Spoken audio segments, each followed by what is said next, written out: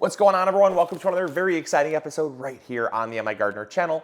In today's episode, I'm going to be showing you 3 simple ways to use the garlic that comes from your garden to not only preserve the freshness, but use it in your house so you get the most bang for your buck. Let's go.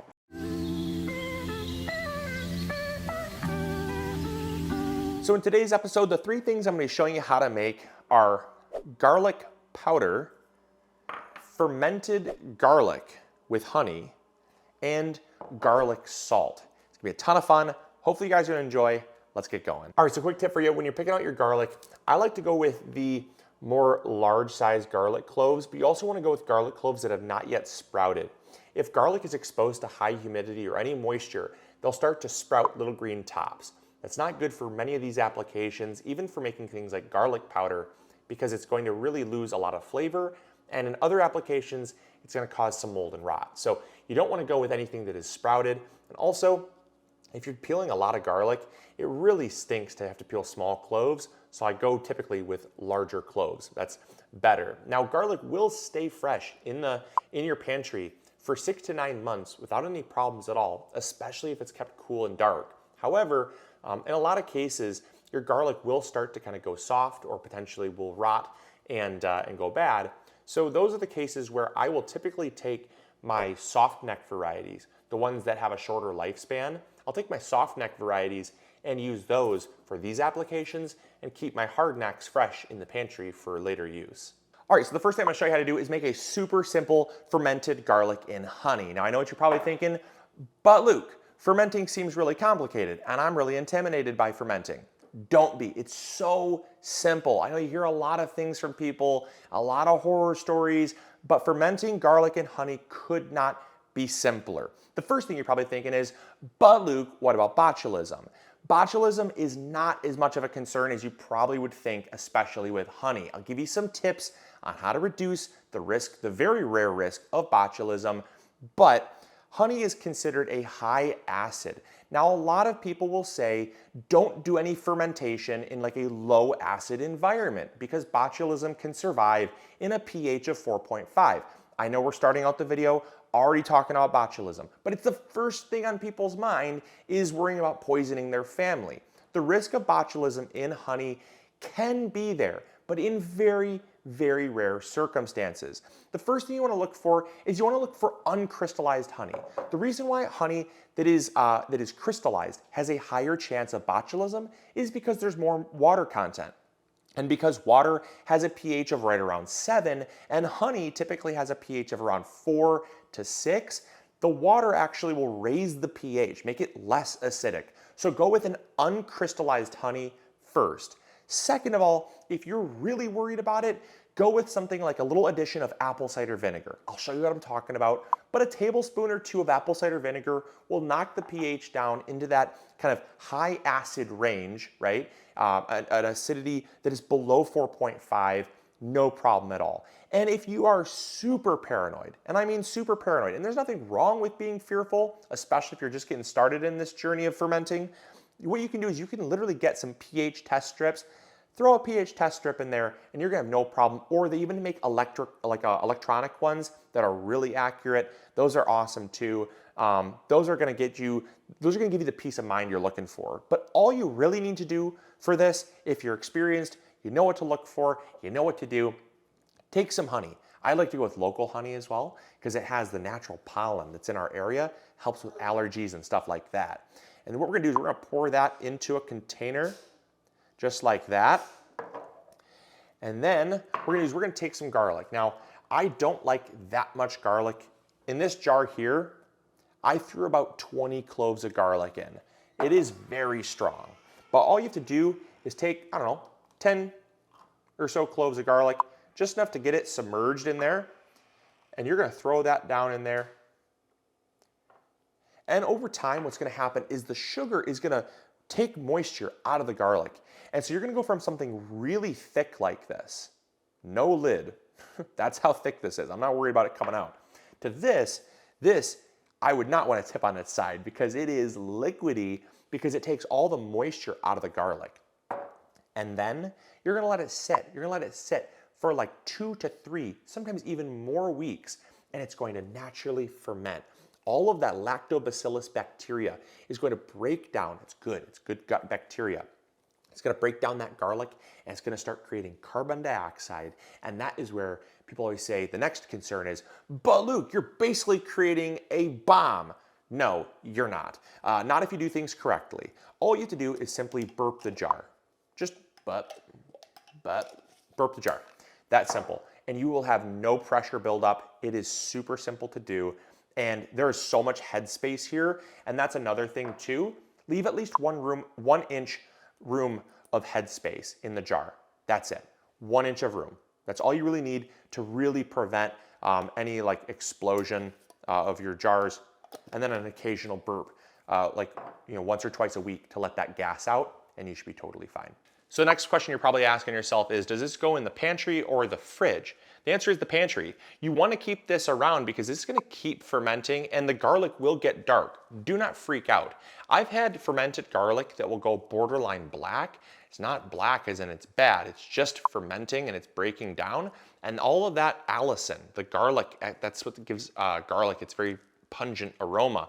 That allicin is going to be going into the honey here, and it creates a wonderful probiotic, but also it has so many other health benefits, and it makes great flavoring. One of my favorite things to do is to take fresh baked bread. I'll show you.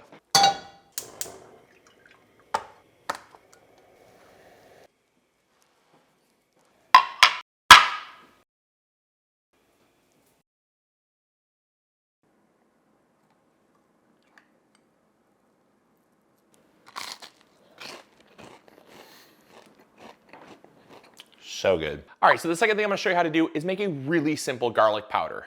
Making garlic powder could not be simpler, and I think a lot like fermenting, you guys are just kind of intimidated by it, but it couldn't be simpler. All you need to do is either throw it in a dehydrator, throw it in the oven at the lowest temperature possible, or if you got it, a freeze dryer. We've used a freeze dryer and it works really well, but I understand that not everybody has that technology at their disposal. And so for our circumstances here, I'm just throwing it in our oven. Our oven only goes down to 170, so I'm basically slow cooking it or dehydrating it at around 170 degrees. I take whole cloves, and then all I do is I lay them out flat. Now, what I will say is go with cloves of similar size. The really small cloves will dry out much, much faster than the thicker cloves will. So I'll typically do them in batches. I'll do my thick cloves, and then I'll do my thin cloves. And that way, I don't have ones that are half dry, ones that are fully dry, because what that's gonna do is gonna incorporate moisture into your garlic powder, which then is either going to rot or cause clumping. So it really helps by sorting them out. Second thing you can do to really help you out is give them a little slice. I will sometimes take them and I will slice them. I'll show you what I'm talking about. All I do is I simply take a knife and I slice them down the center like that. And that helps to open up the clove. Because what I find sometimes is that when it dehydrates and it's really thick, the center of it will still stay pretty damp. So it helps to just kind of cut it open and really helps speed up that dehydration process. All right, so in the oven these go. Now we're gonna throw them in, like I said, at 170 degrees for about 10 to 12 hours. I know that seems like a really long time, but you want your cloves to be bone dry. If you don't want to run your oven for 10 to 12 hours, throw them in a food dehydrator and it'll be much better, but obviously you have to have that on hand. So I'll try to post in the description box below, if I can remember, to a couple links to some really inexpensive ones that we've used in the past. They're awesome, they do really work, and they use a lot less energy than like an oven would running at 170 degrees for 12 hours. So those are gonna go in there for 10, 12 hours, and when they come out, they're gonna look like this. These are nice and dry, and that's what they should look like. I did these yesterday, because obviously we don't got time for that. So I did these yesterday so we could be prepped for today's video, and they are nice and dry, and they should have a real good crunch to them. Ooh, that's satisfying. Ooh, that was delightful. That was delightful. It's like those chiropractic videos. I don't know, I'm a sucker for those ones. Like, and hold still and, oh, didn't do it. Ah, oh, bummer. Hold on. Hold still and deep breath in. It's good. It's good. You know those ones? You know what I'm talking about? Maybe you don't. I spend too much time on the internet. All right, so next thing you're gonna wanna get is a really inexpensive coffee grinder or like an herb grinder. I love to use this Bodum coffee grinder here because it's Mrs. MIgardener's and she loves when I use her tools to do things in the kitchen. But no, seriously, you can get these things really inexpensively, garage sales, Goodwill, they've always got these things laying around. But coffee grinders are a total awesome tool for this. Or throw them in whole just like that. And then what I like about coffee grinders is they grind at a really high rate of speed, so you get a really good fine grind. Think coffee grounds, right? Oh, hey, hi.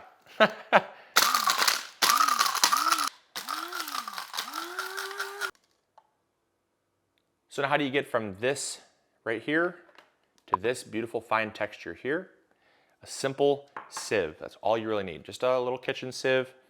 I like to take mine, put it over a bowl here, and sieve out all those chunks, because there will be some chunks in there. It's inevitable. See, there you go. Just like you're sorting out some, or sieving out some flour. So those chunks can go back in. You can regrind those, but generally what I find is these chunks here sometimes have a slightly higher moisture content, and that's why they didn't break up as well. But you can use those. Whew, potent. You can use those how you will. But I'll tell you, that right there is garlic powder, and it is really, really amazing. It is 10 times better than anything you're gonna get from the store. It is fresh. It is hopefully organically grown right from your garden.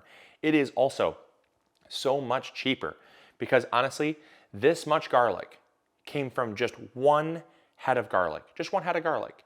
And I can't tell you the last time, I mean, this will last us, one head of garlic ground into powder, this will probably last us like almost a month in our kitchen. We use it, but we don't use a ton of it, right? You use it sparingly. It's really potent.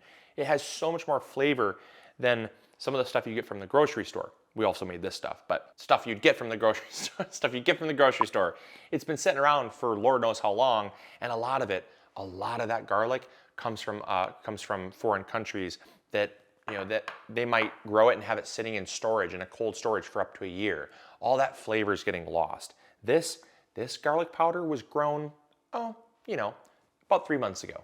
Pretty cool. Finally, I'm gonna show you how to make a ridiculously simple seasoning called garlic salt. Now, I love garlic salt. It's very similar to if you ever used things like celery salt. It has the salt, which seasons a dish, but then also has the spice in it, whether it be celery or garlic, that also helps to kind of flavor the dish. Now, you're gonna use the garlic powder you just made. You're gonna throw a little bit of that. I like to throw about a teaspoon or so into our coffee grinder. Then you have two different choices.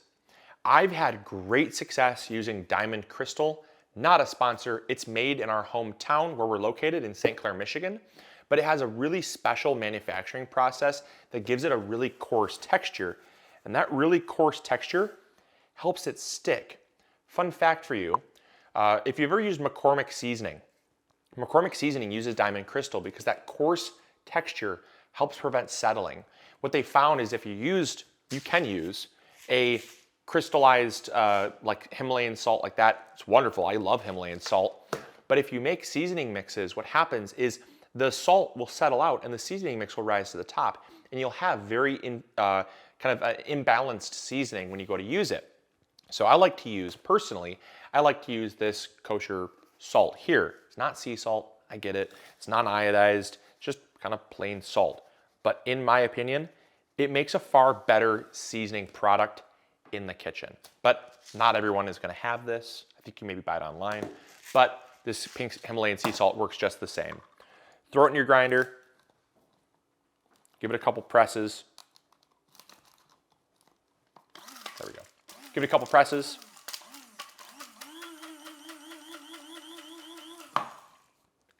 And it's that simple. Now, you literally have, Dusty. Now you literally have the most fragrant salt ever that you can use for adding to things like soups. You can season chicken with it. You can throw it on whatever you want, really. It's just so versatile. I absolutely love it. It's just a great way to help preserve your harvest. And it also, really reduces that clumping as well. Like garlic powder will sometimes have a tendency to clump. Garlic salt has never clumped on me. So just keep it in a dry location. You can also use some of those desiccant packets. I've heard of people using that, or rice. Rice also works to help absorb that moisture in the atmosphere. Helps kind of keep things dry and keep them from clumping. But those are 3 super simple ways to use garlic from your garden in your kitchen to help prolong the harvest and get more bang for your buck out of your garlic. I hope you guys enjoyed. I hope you all learned something new. I really do also hope that you'll try growing your own garlic. There's nothing more rewarding, in my opinion, than homegrown garlic. And it's really simple. Whoa, little spidey senses. Really simple to grow at home. And so we have videos on how to grow it. If you're interested, go check them out. They're on our channel not too long ago. And if I can remember, I'll try to link them as well.